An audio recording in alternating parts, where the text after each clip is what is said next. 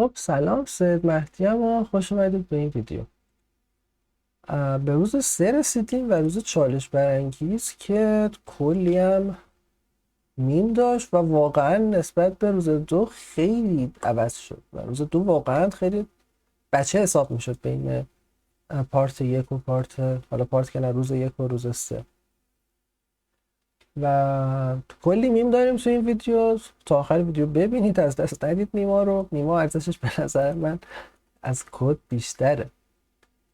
و طبق معمول سوالی که نمیخونیم، ولی کلیات ماجرا این بودش که اینا میخوان که یه دونه دستگاه انجینیرینگ یه همچین چیزی رو میخوان درست کنن، یه دستگاه رو. بعد بلد نیستن، بعد کمکشون کنن. یه در همین حد کافی از دونستن حالا جزئیات سوال و به قسمت اصلی میرسیم. قسمت اصلی ایناست. میگه که هر عددی که نزدیک بود به سیمبل، حتی به صورت ضربدری، پارت نامبر حساب میشه و بعد برامون برش گردون. و مثلا الان این بغلش ستاره است و 35 باز بغلش ستاره است، این باز بغلش ستاره است. 58 چی؟ 58 هیچی، بغلش نقطه است. گفته که نقطه ها جز سیمبل حساب نمیشه. و این هم همینطور بالاش و باز علامت دالر ساین. و باشم گفته که فقط 114 دورش چی نیست، با 58 دورش چی نیست. باقیش که دورشون چیزی هر اگه جمع کنیم میشه این. تو هم همچین کاری رو دیتای واقعی انجام بده. این هم باز دیدگاه خوبی بهتون میده که سبزا و زردا در واقع دیتاهای ولیدمونن. حالا زردا بغلشون ستاره است برای پارت 2، سبزا بغلشون یه سیمبولی خلاصه هست. و این دیدگاه خوبی بهتون میده درک کنید که اوضاع از چه قراره. حالا چجوری به نظرتون کدشو بزنیم؟ ببینید، اگه دور و اطراف مثلا این 877 در نظر بگیرید، اگه اطرافشو که حالا اینجا نقطه است و اینجا یه دونه دلار ساین، اگه اطرافشو بگردیم و یه دونه علامت سیمبل پیدا کنیم، یعنی که این عدده هست، همین، بعد برش گردونیم. ما صرفا باید این اطراف اینو بگردیم. بریم سراغ کد. من یه دونه همچین چیز اینجا دارم، این دیتای ریالش رو برداشتم آوردم. بعد دیتای تستی هم اینجا داشتم، برای خودم تست میکردم.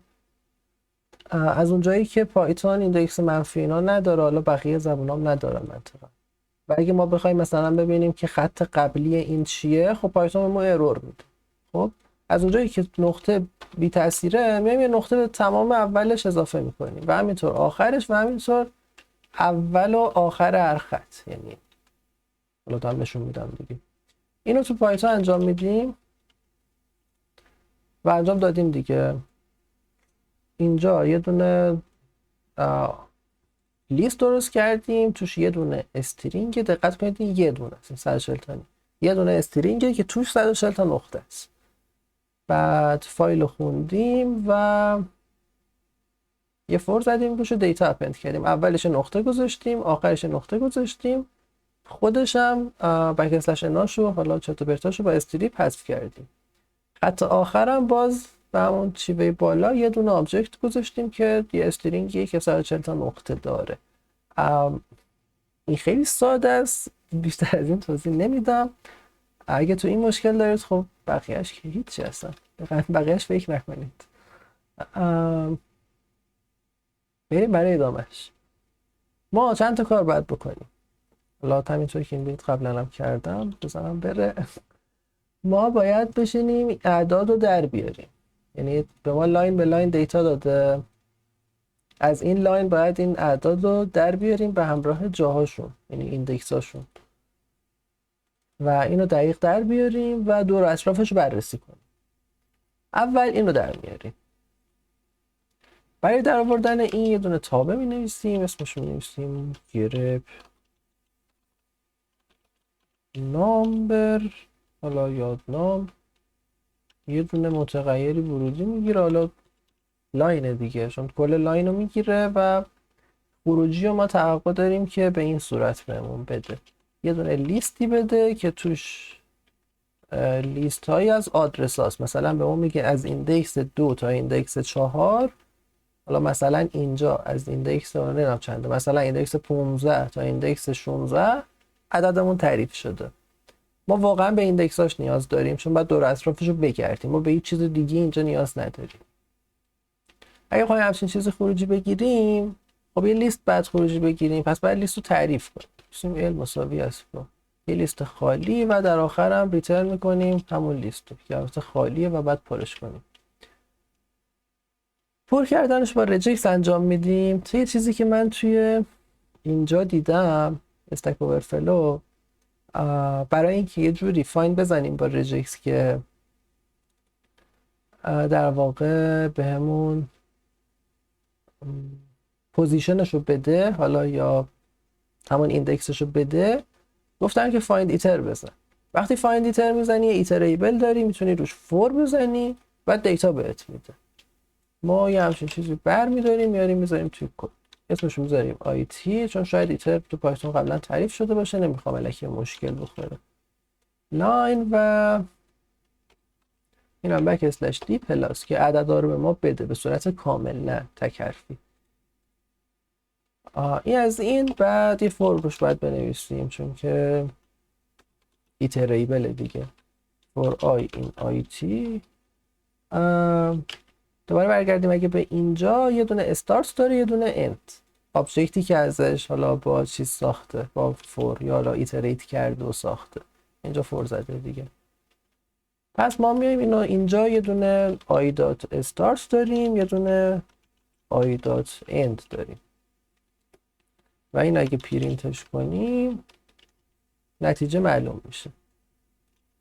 و حالا میخوام پرینتش کنم ببینم چی میشه دیگه، قرار این کار نمیکنه، یعنی هنوز اون دیتای اصلی که باید رو نداده بهمون. لاینش رو مثلا میذاریم نقطه نقطه نقطه 34 نقطه نقطه. حالا دوباره هم باز میتونیم یه عدد دیگه هم بذاریم. حالا اگه این اجرا کنیم به ما میگه که پوزیشن ها رو داد دیگه، میگه پوزیشن 3 0 1 2 3 شروع میشه، از پوزیشن 5 اینجا 3 بود 4 5. این نقطه رو هم جزو پوزیشن حساب میکنه که دقت کنید حواستون به این قضیه باشه و مشکلی هم نداره دیگه. حالا ما مثلا میخوایم فور بزنیم، مثلا فور آی این رنج که زیادتر میزنیم دیگه، این خودش یه دونه زیادتر نشون داده. دستش هم درد نکنه. حالا کافیه که اینجوری که پرینت کردیم و بریزیمش تو لیست l dot append. این چیه؟ ما قراره که یه دونه لیست توی لیست بریزیم، پس لیستش میکنیم به همین سادگی. حالا چیزی پرینت نمیکنه، این اگه پرینت کنیم قراره که ما به همچین چیزی برسیم دیگه. مثلا اینجا مثلا 3 5، حالا بسته به چیزمون، بسته به اعدادمون، پوزیشن ها. این اگه پرینت کنیم یه پوزیشن 3 تا 5، پوزیشن 8 تا 11 عدده و خب واقعا همچین چیزی هست اینجا. پس اینو کامنت میکنیم، بریم سراغ مرحله بعدی. مرحله بعدی اینه که اطراف این ما بیایم فور بزنیم، ببخشید اطراف این قضیه فور میزنیم و اگه علامت خاصی دیدیم به برنامه میگیم جیغ بکش، حالا یا حسابش کن حالا هرچی. بعدنی یه حالا جایی مثلا اینجا میشه به محیط 5/3 دور و اطراف این قضیه رو باید درش بیاریم. چه کارش کنیم؟ بنویسیم که دف مثلا سیمبل نیر، حالا یا نیر سیمبل، حالا نمیدونم مهمم نیست. یه دونه لیست میگیره و لیستی که ورودی میگیره اینطوریه. به ما میگه که چون میدونی از اینی که خروجی گرفتیم از این فانکشنه میخوایم قرار این استفاده کنیم، این یکی از اینا رو بهمون خروجی میده. مثلا چیزی که خروجی میده میگه از 2 تا 4 عدد ماست. و یه چیز دیگه لاینش هم بهمون میگه که شماره خطش چنده توی این که ما بتونیم بالا و پایینش رو ببینیم. خب این خیلی مهمه دیگه. بقیه‌اش هم یه دونه فور دیگه، بعد اطرافش رو بگردیم. می‌نویسیم فور آی این رنج، حالا لیست اولی، اون لیستی که میگیریم مثلا الان اینجا 2 تا لیست ایندکس دومش که اینجا 4. خب اگه اینجا دقت کنید میبینید که مثلا این 2 بود، این 4 بود. خب ولی ما یکی عقب‌ترش هم میخوایم دیگه، یکی جلوترش هم میخوایم ایسا. یعنی مثلا الان اگه ما 2 و 4 رو بهش بدیم، این حلقه‌ای که میزنه از 2 شروع میکنه تا 3.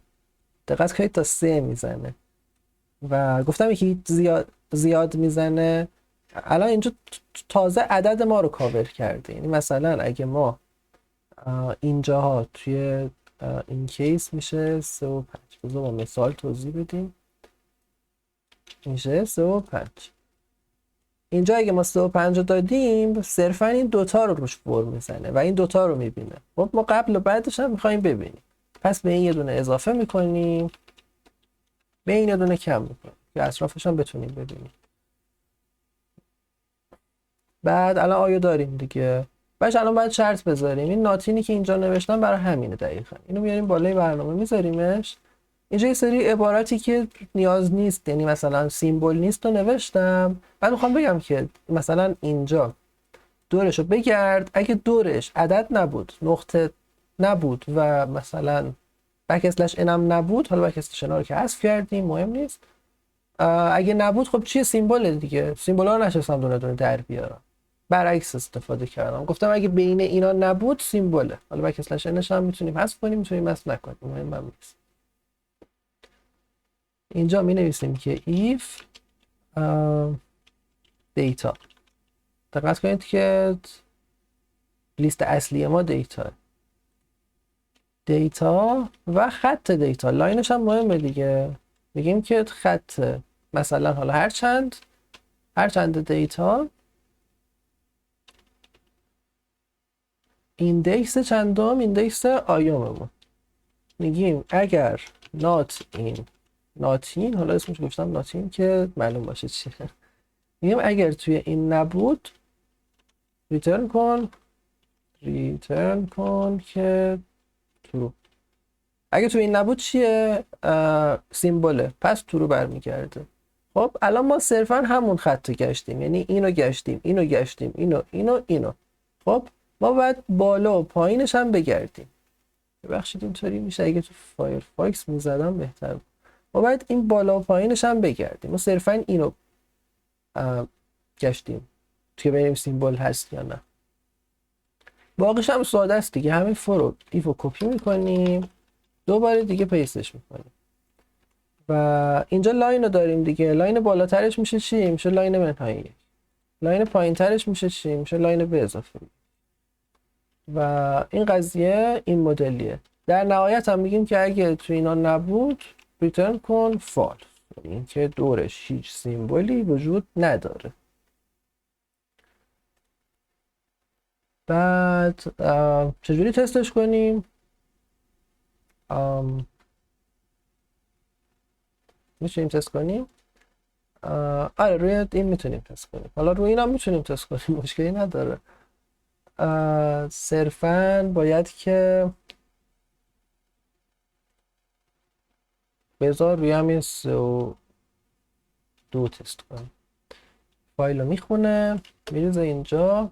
خب کاری که ما میکنیم for i این دیتا. این دیتای لیستی بودش که توش خط به خط داشتیم، خطامون توی دیتا سیف بود. میگیم توی دیتا یه فور بزن. فور مثلا میتونیم لاین هم بذاریم دیگه، چون که قاطی نکنیم با بقیه چیزا. و اینجا ما نیاز داریم که این لیسته رو بگیریم، اینو که این فانکشن گرفت نامه بهمون میداد. خب اینو کپیش میکنیم، میایم اینجا میگیم که گرفت نام کن و اینو پرینتش کن. فعلا پرینت کنیم ببینیم کجای کاریم. این اصلا میخونه لیستو همونطور که میبینید. بذار ببینم پرینت چیزی اینجا نداریم. نه فقط داره همین پرینت میشه و دیتامون خب یه خورده بزرگه دیگه. اگه دیتا رو بیاریم خط اولی که قرار شد نقطه اضافه کنیم. خب حالا خط اول خط صفرمه، حالا وی اس کد یک نشون میده یعنی این خط اوله، خط صفرم هم که نقطه گذاشته بودیم. میاد میگه که خط اول که هیچی، خط دوم میگه از 1 تا 3، یعنی از 1 تا 3. چرا اینطوری داره نشون میده؟ اگه گفتید واسه اینکه اولش هم با نقطه اضافه کردیم. اینم حتما تو تست کیساتون لحاظ کنید. پس ما 1 میشموریم کلا به جای اینکه از 0 بشموریم، چون که اولش نقطه اضافه کردیم صفر رو در نظر نقطه رو در نظر نمیگیریم. میگه از 1 تا 3 عدده. بعد مثلا اینجایی که 2 تا عدد داریم خط هشتممون فکر کنم این باشه. آره نه اینه، نمیتونم. خط هشتممون اینه. آره پایین ترش هم داشت فکرم نداره. میگه از 1 تا 2 عدد خوباره، عدد 8. از 3 تا 4 دوباره عدده، از 10 تا 12 هم دوباره عدده. خب ما یه همچین چیزی رو داریم اینجا. خب یعنی این گرپ نامیه که زدیم اگه بریزیمش توی یه متغیری حالا به اسم ly اینو داریم. حالا مثلا اینا بزنیم که الان اینه، این توی اینه. ما نیازه تو که روی اینم دوباره فور بزنیم، چون که این چیزی که ما اینجا نوشتیم یه دونه لیست میگیره، لیست تو در تو نمیگیره ازمون. که میگیم که فور مثلا جی، این آیا جی کار از ما بگیرن فلج میشیم. این ly این هم در واقع لیست کوچولوه دیگه. الان جی یه لیست کوچولو همونه. الان جی رو میتونیم بدیم به این فانکشن. این جی لیستمونه و لاینمون هم که خب با فور تعریف کردیم دیگه. اینو میدیم به این و بذار پرینتش هم بکنیم. الان اگه برنامه رو اجرا کنیم بهمون ارور میده. چرا ارور میده؟ if data لاین این لاین که عدده، آی عدد نیست، آی هم که عدده، لاین عدد نیست. نه لاین عدد نیست. لاین اگه گفتید چیه؟ لاین فور زدیم دیگه رو دیتا، کل خطمونه، کل لاینه. اگه بخوایم عددش رو در بیاریم میتونیم بزنیم که دیتا دات ایندکس لاین، ایندکسش در میاد دیگه، میفهمیم خط چنده. امیدوارم این قضیه ناراحتتون نکنه. این ممکنه مشکل ساز بشه ولی از اونجایی که تعداد خطاش حالا خیلی نیست، آره 140 تاست، 140 تا تکراری توش پیدا نمیشه که اگه تکراری توش پیدا میشد خراب میشد بود. ولی چون تکراری پیدا نمیشه ما از ایندکس استفاده میکنیم. الان اگه بزنیم حالا الان روی 3 و 2 داره کار میکنه دیگه. الان که تو کلا 12 خطه، میگه ترو ترو ترو ترو و فالس. دقت کنید که تعداد عددا رو داره میره جلو و لاینا رو نمیره جلو. مثلا میگه 12 بغلش علامت هست، 34 علامت هست، دوباره 12 علامت هست، 78 علامت هست و یه فالس داده، پنجمی فالس داده، 65 میگه کنارش هیچ علامتی نیست و فکر میکنم که مسئله حل شد. و چیزی که اما میخواست اینه که میگه که عددا رو برد و با هم جمع بزن. ما فقط ایندکس هاشون رو داریم. چیکار کنیم؟ ما الان جیو داریم. خب بذار جای این پرینت کنیم جیو، عددامون توی جیه، یعنی لوکیشن های عددامون تو جیه. یه همچین چیزاییه. خب چجوری میتونیم به اصلیه برسیم؟ اگه گفتید حالا پرینت هم نذارم قاطی نکنید. ببین ما یه دیتایی داریم که توش یه دونه لاین داریم. الان به خطمون رسیدیم و اگه بیایم توی خط و الان مثلا اینجا ببین ایندکس 11 رو میخوایم، ما میتونیم اینجا بنویسیم 11. خب ولی نمیتونیم هارد کدش کنیم که 11 رو باید بیاریم. از کجا بیاریم؟ ببین جی رو پرینت کردیم، این دیتا تو جیه. پس اینجا می نویسیم از جی اول 2 نقطه جی آخر. از جای اول تا جای آخر اون خط رو، حالا مثلا از 1 تا 2 منظورمونه دیگه، از 1 تا 2 رو برامون پرینت کن. الان اینو بزنیم چی میگه؟ میگه که میگه باید استرینگ باشه. خب راست میگه. چی باید استرینگ باشه؟ لاین. این لاین رو باز دوباره مشکل ساز شد برامون. یه متغیر اینجا تعریف میکنیم به اسم لاین نامبر. اینو میذاریمش، صفر نذاریم دیگه، میذاریم که دیتا داد ایندکس لاین. این شماره لاینمونه، اینجا ازش استفاده میکنیم. حالا اینجا که این پرینت، چرا باید اینجا ازش استفاده؟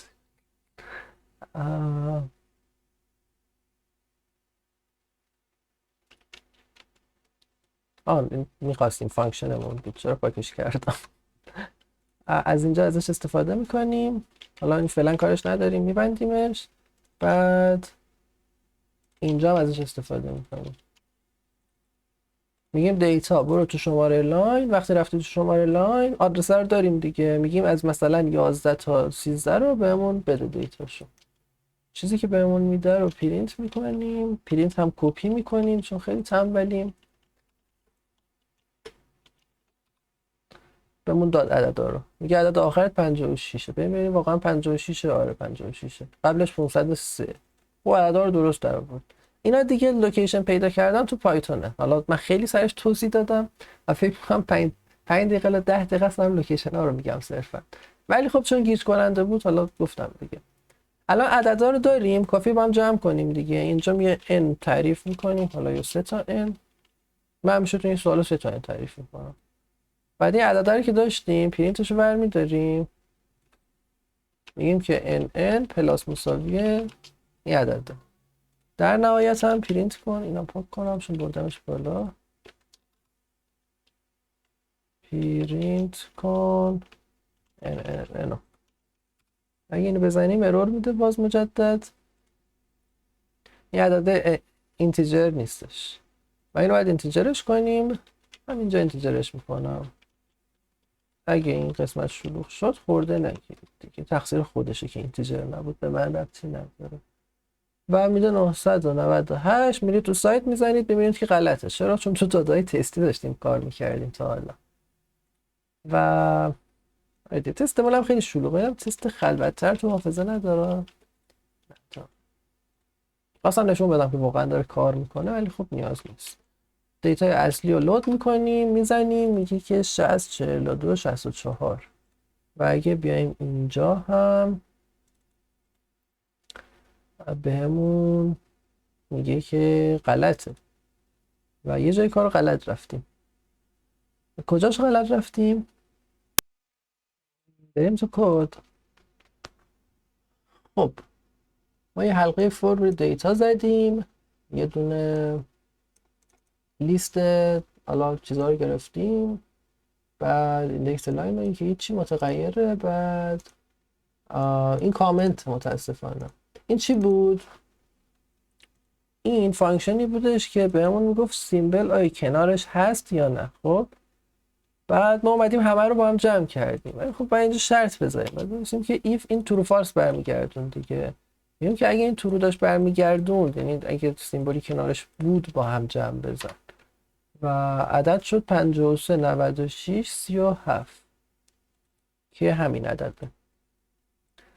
و این بود از پارت اول سوال که حدود 23 دقیقه هم زمان گرفتش.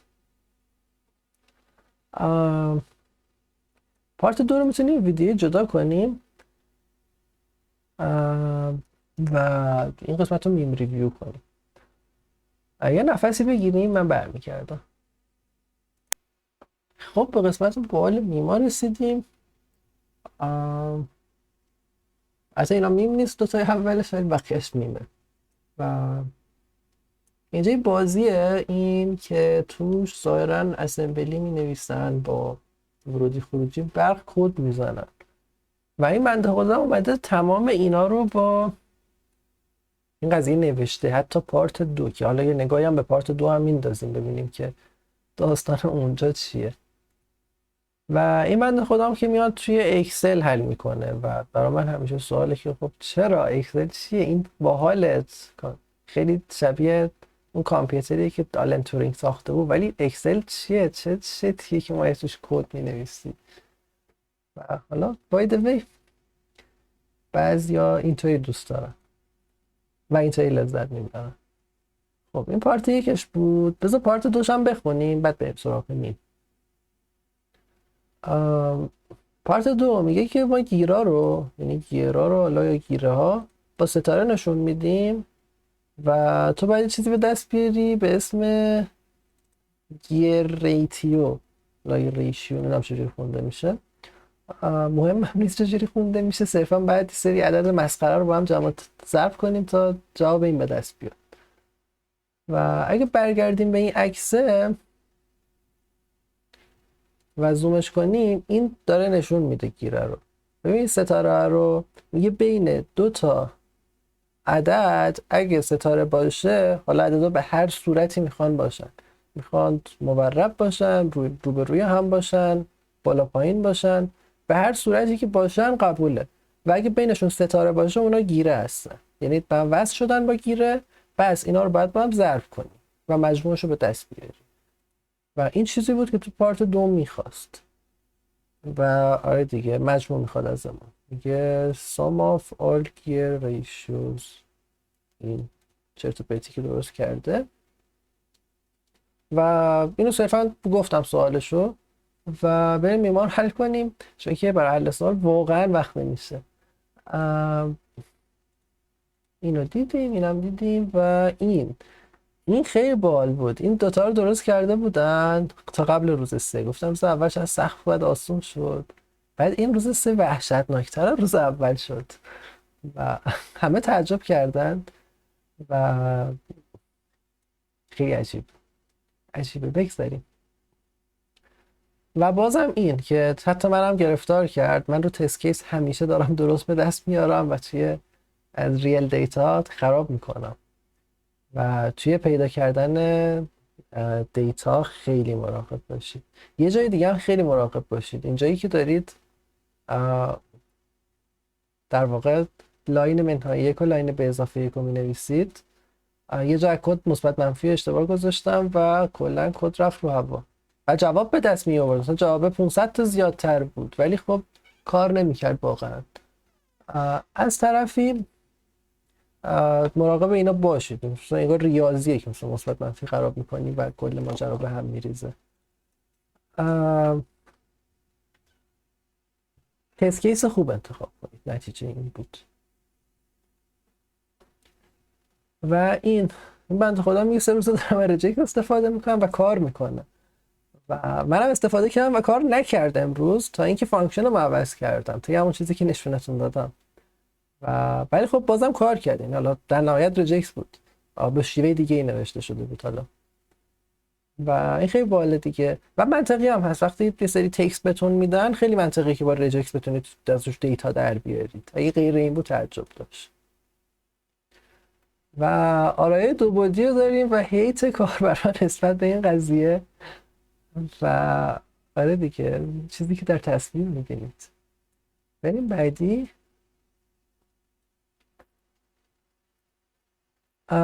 من قسمت اول کدمو خیلی خوب نوشتم و این میگه که اگه کدمو خوب مینوشتم، حالا جور دیگه میگه مینوشتم، خیلی زمان صرف جویی میشد برای قسمت دومش و من کدوم خوب نوشته بودم و خب مشکل نداشتم. ولی خب به اینم دقت کنید که کدایی که می‌نویسید اگه کثیف باشه تو قسمت پارت 2 دوباره باید کد بنویسید و اینو حتما لحاظ کنید توی ذهنتون و به مشکل نخورید. بریم بعدی. و این بنده خدا میگه که اگه ما می اومدیم یه دونه ریل انجین رو تعمیر می‌کردیم خیلی راحت تر از این بود تا این مسئله عجیب غریب رو حل می‌کردیم. واقعا هم راست میگه. چرا اصلا این چه ربطی به انجین تعمیر کردن داره این مسئله که ما حل کردیم؟ و این که میگه این مشکل الفه به ما ربطی نداره، خودش بره حلش کنه. میگه به نظرتون الفات شیطانن، لات اویلن، یا اینکه یه آدم بدبختن؟ کلی هم سر این قضیه بحث کردن با هم دیگه. و گودبای پارتی داشتیم که خیلی اکثرا همه گودبای دادن و رفتن، روز 3 رو ول کردن و من تنها شدم. یکی از دلایلی که میخواستم که ویدیوها رو بیشتر بگیرم همین بود، چون که رفتن دیگه، کسی نبود و گفتم که حالا بذار ویدیوهاشو بسازیم. یا که رفتن یا کار داشتن یا اینکه مشکلی تو حل سوال داشتن، حداقل اونایی که مشکل تو حل سوال داشتن یه کمکی بهشون شده باشه. مرسی که این ویدیو رو دیدید، خیلی ازم انرژی گرفت و مطمئنم پارت بعدی انرژی بیشتری میگیره. منتظر لایک ها و کامنت ها و اینای شما هستم و تا پارت بعدی خداحافظ.